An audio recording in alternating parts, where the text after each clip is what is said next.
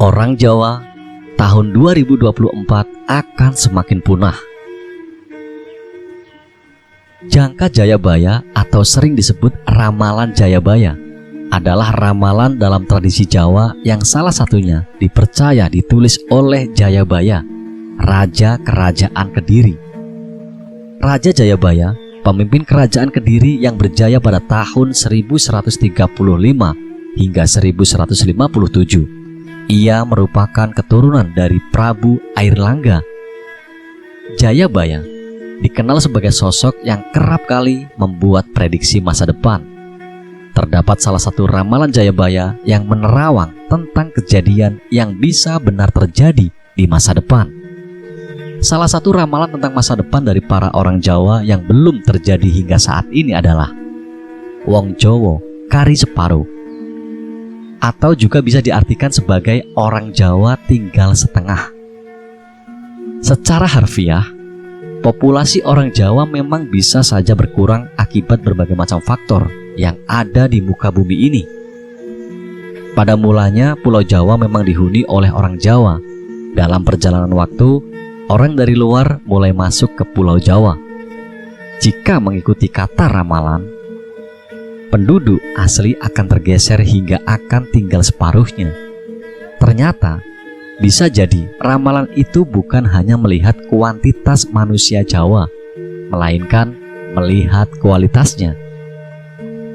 Sementara itu, seorang ahli spiritual yang akrab dipanggil Gus Rofik ungkap maksud dan fakta dari ramalan Jayabaya yang berbunyi Wong Jowo kari separuh, Cino Londo kari sajodo. Ya, pada suatu saat nanti, kalau kita tidak hati-hati, ya orang Jawa ini akan tinggal separuh. Manusia kan ada unsur batin dan dohirnya. Ketika orang Jawa atau orang Nusantara ini nanti unsur dohirnya akan menguat, makanya dia hanya tinggal separuh, ujar Gus Rofik. Yang dimaksud unsur dohiriah ini adalah karena orang Nusantara banyak bergantung pada teknologi, dan unsur dohir itu berhubungan dengan raga dan akal, imbuhnya. Gus Rofik juga menjelaskan, kalau di saat kita nanti terjebak oleh unsur dohiriah ini, Wong Londo sudah mencuri ilmu dari orang Nusantara. Mereka, Wong Londo, masih satu jodoh. Dohir batin mereka mulai mengolah seperti itu. Jadi, kalau kita tidak hati-hati, itu akan terjadi, ungkap Gus Rofik. Tapi kita kembali lagi, itu adalah ramalan. Ramalan itu bisa menjadi satu petuah yang harus kita hati-hati supaya tidak terjadi, atau memang ramalan itu bakal terjadi nanti, imbuhnya Gus Rofik. Jadi Wong Jowo kari separuh itu hilang separuh. Jadi yang hilang itu unsur batin niyahnya yang selalu dekat dengan Tuhan, nantinya akan ketutup oleh unsur-unsur dohir. Akhirnya ya tinggal separuh karena hilang separuh dari itu tadi. Pungkasnya, Gus Rofik menjelaskan, kalau yang hilang tinggal separuh itu bukan penduduk atau orang-orang di Nusantara ini. Makna dari ungkapan tersebut adalah orang Jawa, ilmu kejawaannya tinggal separuh, tidak lagi lengkap. Bukti budaya, banyak orang Jawa suka mengenakan blangkon, berbaju surjan, tetapi bercelana panjang dan beralas kaki sepatu olahraga, tanpa aksesoris keris. Wong wadon ilang wirange, wanita hilang rasa malunya. Jika Prabu Jayabaya, Ronggo Warsito, dan Sunan Kalijogo diizinkan reinkarnasi, mungkin beliau-beliau akan menangis melihat perilaku sehari-hari rakyat negerinya. Suluknya ternyata benar, ramalannya tepat semua. Di sana-sini banyak wanita yang hilang rasa malunya, tetapi uniknya justru menjadi tren dan gaya hidup. Lihat saja, dalam dinamika sosial, justru yang ngetren adalah tinggi-tinggian.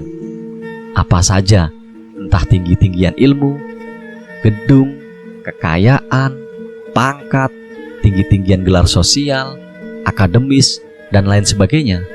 Namun, Yang akan kita bahas terkait suluk di atas adalah tinggi-tinggian celana. Secara fungsi, celana itu adalah sarana untuk menutupi aurat. Jika dikenakan kaum hawa atau wanita, disebut rok, atau boleh juga disebut jilbab.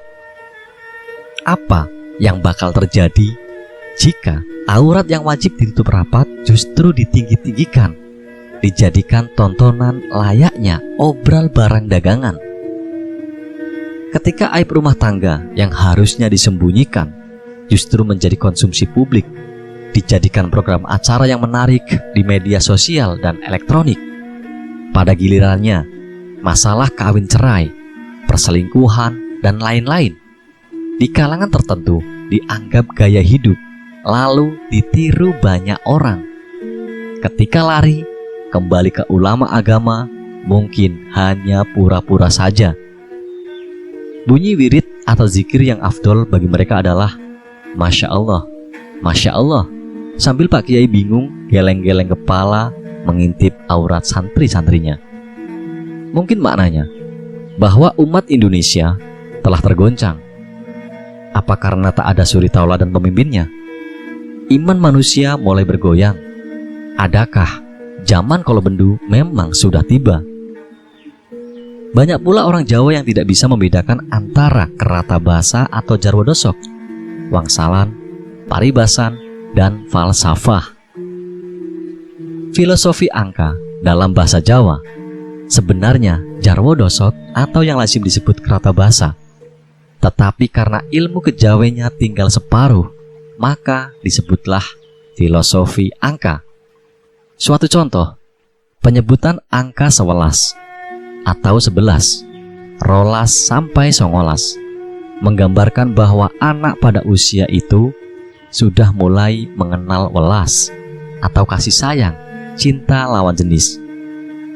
Berikutnya penyebutan angka selikur atau 21 yang diartikan sebagai linggih kursi.